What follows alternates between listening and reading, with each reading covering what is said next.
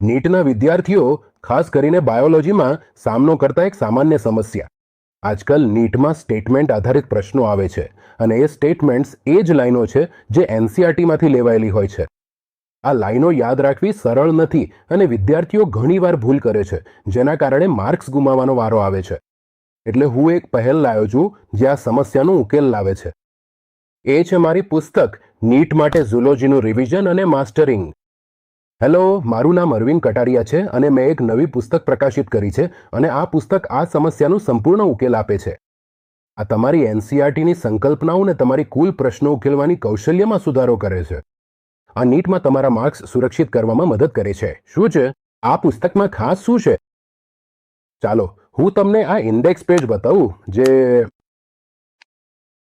મોટાભાગે તમે આ પ્રકારનું કહ્યું 11મું કે 12મું ધોરણની પુસ્તકોમાં જોવા નથી મળતું.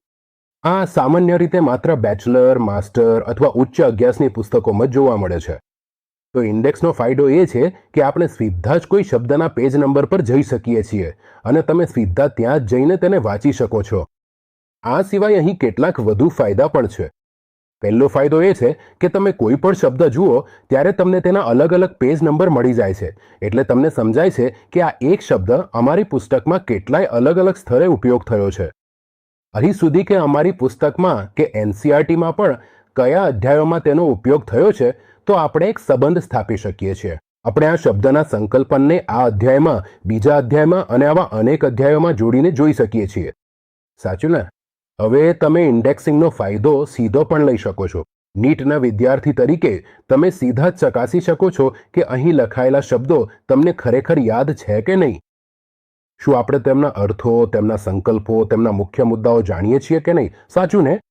તો આ પુનરાવૃત્તિ માટે ખૂબ જ સારી પદ્ધતિ બની જાય છે.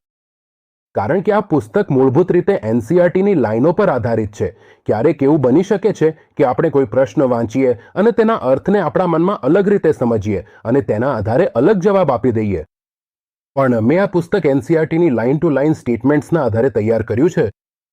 તો એકવાર તમે જોઈ લો અને સમજો કે તમારો પ્રશ્ન ક્યાં ખોટો ગયો, તો તમને સમજાશે કે એનસીઆરટીએ ખરેખર કેવી રીતે લખ્યું છે. એટલા માટે જો તમે ધ્યાન આપશો તો તમને સમજાશે કે ભૂલ તમારી રચનામાં નથી, પણ તમે એનસીઆરટીના સ્ટેટમેન્ટ્સ યોગ્ય રીતે સમજ્યા નહોતા. એટલા માટે જે ખોટું ગયું. સાચું ને? તો એ માટે જ વધારે ચિંતા ન કરો કે મારો જવાબ સાચો છે પણ છતાં આન્સર કીમાં કંઈક બીજું લખ્યું છે. આવું કેમ? એ કારણ કે એ એનસીઆરટી આધારિત છે. બીજું, તમે કોઈ પણ અધ્યાય માટે તમારા આખા પ્રશ્નાવલીના પરિણામો નોંધાવી શકો છો. જ્યારે પણ તમે અધ્યાય પૂરો કરો ત્યારે એની પહેલી રિવિઝન પહેલા દિવસે, બીજા કે ત્રીજા દિવસે, છઠ્ઠા દિવસે, 10મા દિવસે, 13મા દિવસે આવું કરીને તમે સંપૂર્ણ રેકોર્ડ રાખી શકો છો. તમે રિપોર્ટ કાર્ડ બનાવી શકો છો, તમે રિઝલ્ટ કાર્ડ બનાવી શકો છો. બરાબર છે ને? તો મેં કુલ 14 પુનરાવૃત્તિઓ માટે બનાવી છે. એ પછી તમે અલગથી વધુ પણ બનાવી શકો છો. તો આ એક બીજી અનોખી વાત છે જે તમને મળશે. પુસ્તકમાં તમે દરેક ચક્રની 14 પુનરાવૃત્તિઓ સીધા જ નોંધાવી શકો છો, જેથી તમે પ્રેરિત રહો, વિચારો કે જુઓ મેં આ અધ્યાય કેટલી સારી રીતે ભણ્યો છે, મેં કેટલા સારા માર્ક્સ મેળવ્યા છે. બરાબર છે? દરેક અધ્યાયમાં. અને પછી જ્યારે તમે નીટ આપશો, સ્પષ્ટ છે કે તમારો આત્મવિશ્વાસ ખૂબ જ ઊંચો રહેશે. તમારો આત્મવિશ્વાસ ઊંચો રહેશે. બરાબર. ત્રીજી અને સૌથી મહત્વપૂર્ણ વાત જેના પર આ પુસ્તક આધારિત છે એ છે કે 19મી સદીમાં એક જર્મન મનોચિકિત્સક હતા. આ મનોચિકિત્સકનું નામ હર્મન એબિંગહાઉસ હતું. તેમણે સ્મૃતિ પર કેટલાક પરીક્ષણો કર્યા. આ પરીક્ષણોમાંથી જે પરિણામો આવ્યા તે કંઈક આવું હતું. જો આપણે આજે કોઈ સંકલ્પના શીખીએ, આજે કંઈક સમજીએ અથવા આજે કંઈક વાંચીએ, તો જે પણ સામગ્રી આપણે અભ્યાસ કરી છે એમાંથી 1-2 દિવસમાં લગભગ 20 થી 30% ભાગ ગાયબ થઈ જાય છે. એ સીધું જ અદૃશ્ય થઈ જાય છે. આપણે બિલકુલ યાદ રાખતા નથી. એ જ રીતે 7-8 કે 10 દિવસ પછી એ લગભગ આખું ભૂલી જ જઈએ છીએ.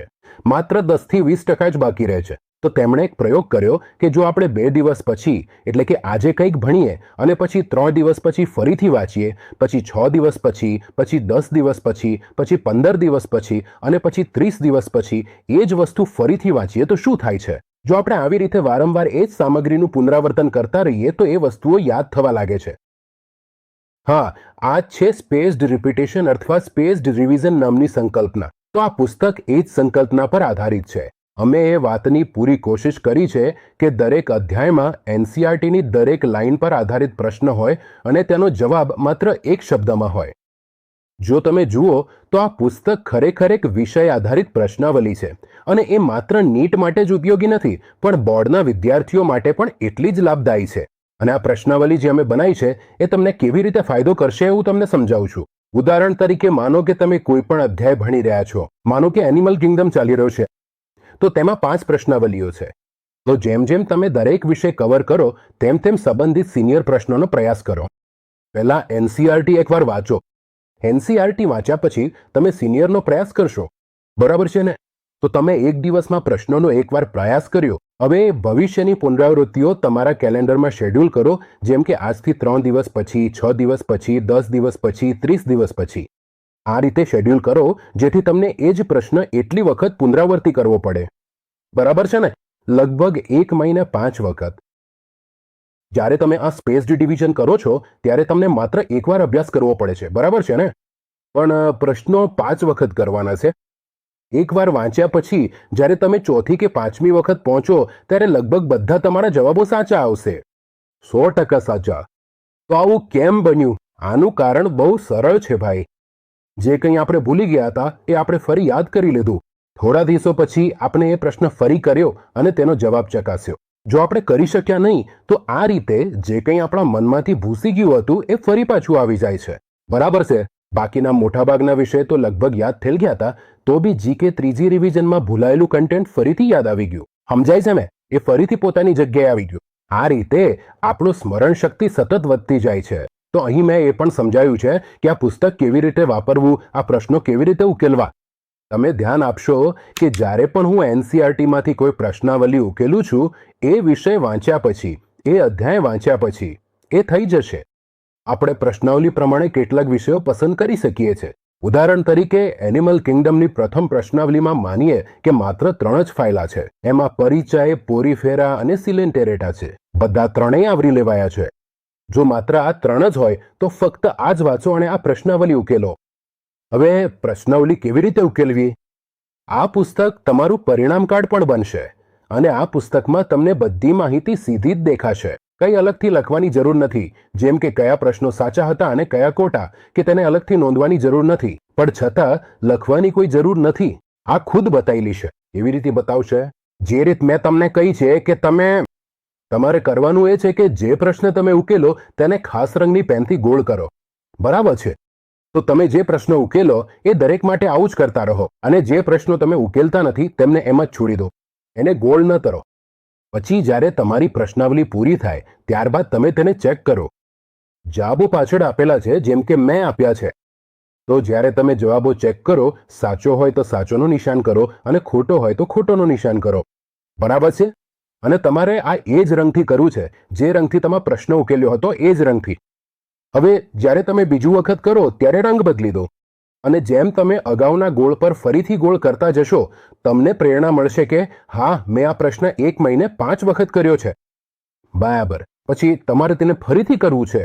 પછી આગળના મહિને તમારે ફક્ત 1 જ વખત કરવું છે, બરાબર. આ રીતે મહિનો પછી મહિનો કરતા તમે એ જ વિષયના પ્રશ્નોત્તરી 14 કે 15 વખત કરી લેશો અને ચોક્કસપણે તમને એનસીઆરટીનું દરેક શબ્દ અને દરેક વાક્ય બહુ સારી રીતે યાદ રહી જશે. તો તમારે ફક્ત આ રીતે જ કરવું છે, બીજી કોઈ રીત વાપરશો નહીં તો આ પુસ્તક કામ નહીં કરે. હવે કેટલાક લોકો વિચારતા હશે સબ્જેક્ટિવ પ્રશ્નોત્તરી કેમ? ઉદાહરણ તરીકે ખાસ કરીને નીટ માટે તૈયારી કરતા લોકો કહેશે અમે તો એમસીક્યુ પ્રેક્ટિસ કરવી છે, પછી સબ્જેક્ટિવ પ્રશ્નો કેમ કરવા? હું તમને આ પાછળનું એક ખૂબ જ મહત્વપૂર્ણ કારણ કહું છું. જ્યારે તમને બધું સંપૂર્ણ રીતે યાદ હોય છે ત્યારે તમે સીધા સાચો જવાબ પસંદ કરી શકો છો. 2-3 વિકલ્પોમાં ગૂંચવાઈ જતા કે ગભરાઈ જતા નહીં. આ ત્યારે જ શક્ય બને છે જ્યારે તમે વસ્તુઓને સંપૂર્ણ રીતે યાદ કરી હોય. તો મૂળભૂત રીતે જેમ કે જ્યારે તમે નીટના પ્રશ્નો પેપરમાં અધોરેખિત અટેમ્પ્ટ કરો છો, જો કોઈ પ્રશ્ન તમને યોગ્ય રીતે યાદ નથી આવતો તો તમે તેને યાદ કરવાનો પ્રયાસ કરશો, બરાબર? તો મૂળભૂત રીતે આ પુસ્તક તમને એ રિકોલ માટે ટ્રેન કરે છે જેથી તમારી યાદશક્તિ ઝડપી અને મજબૂત બને. નહીતર સમસ્યા એ થશે કે તમે ફરીથી ગૂંચવાઈ જશો. તમને લાગશે કે તમે 50% વિકલ્પો દૂર કરી શકો છો, પણ બાકી 2 વિકલ્પો ફરીથી ગૂંચવણ ઊભી કરશે. આ ગૂંચવણ તો પછી તમે અંદાજે જવાબ આપી દો છો, બરાબર? આ પુસ્તક એ અંદાજપંચીને પૂરી પાડવા માટે બનાવાયું છે. હું આ સાથે એક વધુ મહત્વપૂર્ણ વાત ઉલ્લેખવા માંગુ છું.